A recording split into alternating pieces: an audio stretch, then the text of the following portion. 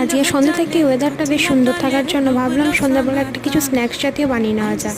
আমি ঝটপট বানিয়ে নিলাম আলুর টিক্কা বা টিক্কি যাই বলো। তো প্রথমে আলুটা খোসা সমেত সেদ্ধ করে নিয়েছিলাম, তারপর সেগুলো একে একে ছাড়িয়ে নিয়েছিলাম। যেহেতু গরম ছিল তাই ছাড়াতে একটু টাইম লাগছিল। তারপর একে একে পেঁয়াজ, রসুন, আদাটা একটু গ্রেট করে আর একটু ছোলা সেদ্ধ ছিল সেটাও দিয়ে দিয়েছিলাম। তারপর লেবুর রস, নুন, লঙ্কার গুঁড়ো আর সামান্য একটু ভাজা মশলা ছিল, মাছ এটা দিয়েছিল। আর একটু ভাজা লঙ্কাগুলো হয় সেই লঙ্কা আর একটু জিরে দিয়েছিল। বেশ খেতে এমনি নর্মালি ভালো লাগছিল, বেশ আলু কাবলির মতো। কিন্তু ওটাকে তারপর আমি একটু ভেজে নিয়েছিলাম।